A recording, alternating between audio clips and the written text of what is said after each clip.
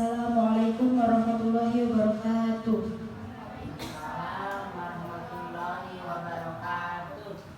Alhamdulillahirabbil alamin wa bihi nasta'in ala umuri dunya waddin. Assalatu wassalamu ala asyrafil anbiya'i wal mursalin wa ala alihi wa sahbihi ajmain. Rabbi shrah li sadri wa yassir li amri wahlul 'uqdatam min lisani yafqahul qawli. Amma ba'du. Pertama-tama dan yang paling utama, marilah kita panjatkan puja dan puji syukur atas kehadirat Allah Subhanahu wa taala yang telah memberikan kita beribu-ribu nikmat sehingga kita dapat berkumpul di tempat yang insya Allah diberkahi olehnya. Dan tak lupa pula salawat serta salam semoga tetap tercurah limpahkan kepada Nabi junjungan besar kita, Nabi Muhammad SAW. Allahumma sholli wa sallim wa barik alaihi. Yang telah membawa kita dari zaman kegelapan, dari zaman kesesatan hingga zaman yang terang benderang seperti sekarang ini. Baik jamaah rahimakumullah, bagaimana kabarnya sekalian? Alhamdulillah. Semoga kita selalu berada di lindungan Allah Subhanahu wa taala dan selalu diberi keberkahan hidup dan kesehatan. Amin. Berdirinya saya di sini, saya akan menyampaikan ceramah yang berjudul dengan bagaimana cinta dalam pandangan Islam. Cinta dalam pandangan Islam yang kebanyakan orang tahu singkatannya adalah cerita indah nyaris tanpa akhir. Maksudnya adalah setiap cinta pasti pernah merasakan sakit hati, pernah merasakan rasanya dikecewakan, pernah merasakan rasanya putus cinta. Yang kemudian dalam sebuah percintaan itu ada kenangan yang memang tidak bisa dilupakan. Memang yang rata-rata manusia itu susah untuk melupakannya, yaitu sebuah perpisahan. Entah itu perpisahan yang terpaksa, entah itu memang perpisahan yang berujung dari kecewaan dan sakit hati. Jadi untuk apa sih kita mencintai? Memang mencintai yang bukan roh kita, yang ujung-ujungnya bikin kita kecewa dan ujung-ujungnya bikin kita sakit hati. Kadang kita nggak percaya. Coba deh kita hitung seberapa banyaknya kita rasa kecewa kita kepada orang lain dan rasa sakit hati kepada orang lain dan orang lain yang memberikan kita sakit hati. Jadi jangan terlalu berharap kepada manusia. Jadi kita lebih berharap kepada Allah yang telah menciptakan kita, yang telah selalu memberikan keberkahan kita, memberikan kesehatan selagi kita mau beribadah dan selagi kita mau berdoa, karena Allah adalah Maha Penolong, Maha Pengasih dan lagi Maha Penyayang. Jamaah rahimakumullah, cinta dalam pandangan Islam juga hukumnya haram. Cinta yang bagaimana? Cinta yang lebih mengarahkan atau lebih mendekatkan dua insan itu kepada perzinahan, seperti halnya pacaran. Seperti halayak banyak anak muda zaman sekarang yang memang pacaran itu dijadikan kayak lebih ke hubungan halal ya, kayak layaknya suami istri, kayak layaknya seperti memang sudah halal gitu. Dan itu terlalu jauh ya, terlalu mengedepankan hawa nafsu sebagai pelampiasan keinginannya sesaat. Jadi kenapa maksudnya di sini mengedepankan hawa nafsu? Kayak seperti kita melihat orang lain memang yang bahasa sekarang itu adalah bucin ya, dibucinin gitu, kayak dibawain makanan, dijemput, pokoknya pacaran, boncengin sana sini kan anak zaman sekarang. Terus kita ngerasa kayak, ih mau nih pacaran biar kayak dia enak banget, ada yang ngejemput, ada yang ngasih makan, ada yang terima makan malam-malam kan enak gitu ya.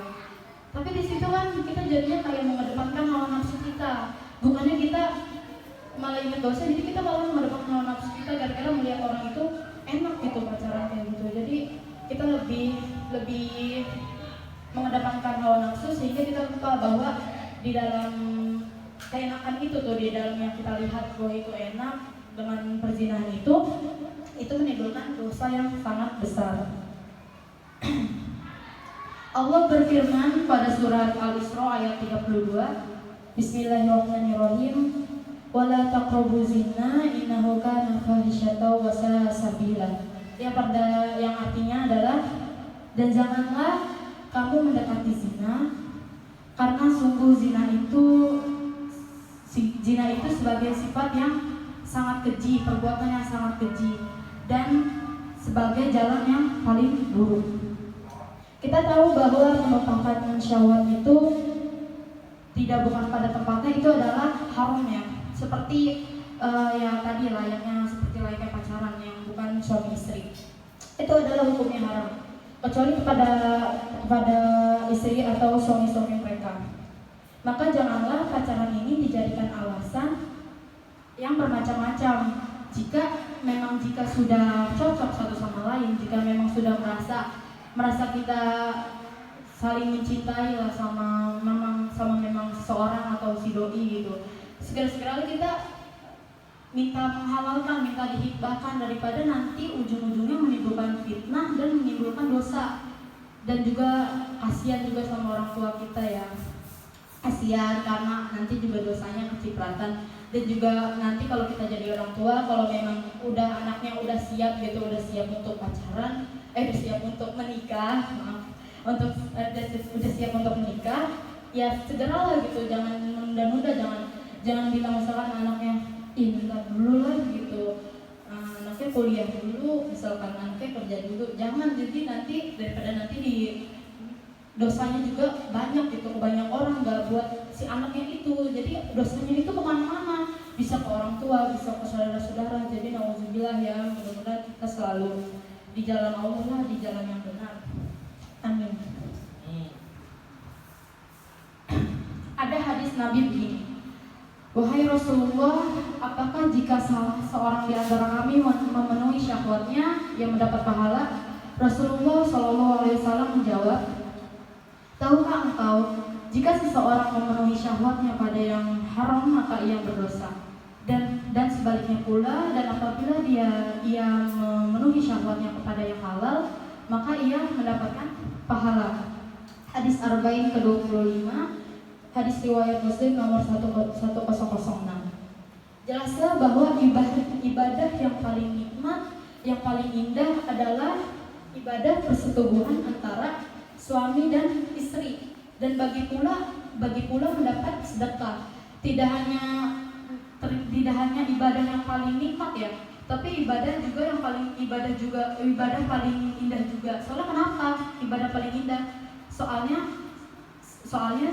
kita juga mendapatkan pahala di antara itu. Maka dari itu, apa yang tadi saya omongkan, jika memang seseorang sudah saling mencintai, sudah memang siap untuk menikah gitu, karena emang syarat-syarat menikah di Islam itu mereka siap untuk memenuhi syahwatnya, itu harus segera dinikahkan, daripada memang terus-terusan menanam dosa dan menimbulkan fitnah. Dan cinta di sisi lain adalah ada cinta yang hukumnya wajib. Cinta yang bagaimana hukumnya wajib? Cinta yang memang mengedepankan dan derajatnya yang paling tinggi dan yang paling tulus, dan yang memang itu harus menanamkan cinta dalam hati kita, yaitu cinta kepada Allah dan cinta kepada Rasul dan cinta kepada kitab kita, yaitu kitab Al-Quran. Bagaimana sih contohnya gitu cinta kepada Allah? Yaitu dengan sholat 5 waktu dengan tepat waktu, jangan dilalaikan, jangan dinanti-nanti, dan juga rajin mengaji ya, seenggaknya malam Jumat lah seminggu sekali yasinan.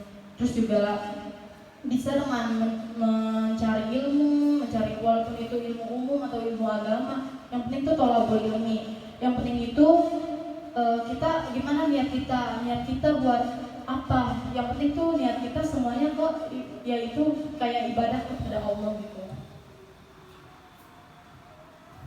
Dan juga ada cinta yang seperti cinta kepada barang ya, cinta kepada misalnya cinta kepada barang-barang yang kayak perempuan gitu, kayak suka mengkoleksi tas, suka mengkoleksi sepatu, ataupun suka mengkoleksi make up ataupun skincare lah atau semacamnya. Itu juga kita harus tahu. Boleh untuk menyukai suatu barang, Allah tidak melarang. Tapi Allah di sini kayak dikasih nih gitu. Kamu mencintai itu apa manfaatnya? Kamu mencintai itu apa dampak buruk dan baiknya bagi kita? Jadi kita harus di sini harus memakai akal kita untuk memilih apakah itu baik dan benar, apakah itu baik ataupun buruk. Karena Allah menciptakan akal itu untuk kita bisa memilih apa yang baik dan apa yang buruk.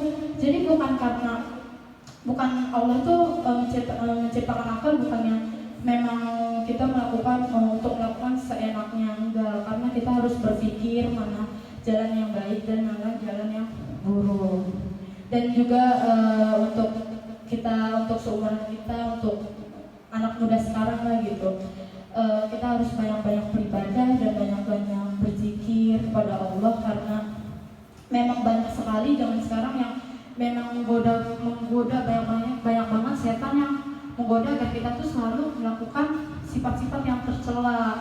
Jadi jangan sampai kita jadi generasi yang tidak baik untuk negara, untuk agama ataupun untuk keluarga kita sendiri. Jadi nauzubillah ya, kita kalau misalkan jadi generasi yang paling buruk lah, semoga kita semua jadi generasi yang paling baik. Amin amin ya rabbal alamin. Kesimpulan dari ceramah saya tadi adalah bagaimana kita untuk mengharuskan diri kita menjauhkan dari perbuatan zina. Karena zina itu sesungguhnya adalah perbuatan yang sangat keji. Di sini sudah ditegaskan di surat Al-Isra ayat 32 ya, yang dimana Allah berfirman bahwa zina itu sesungguhnya perbuatan yang sangat keji dan jalan yang paling buruk.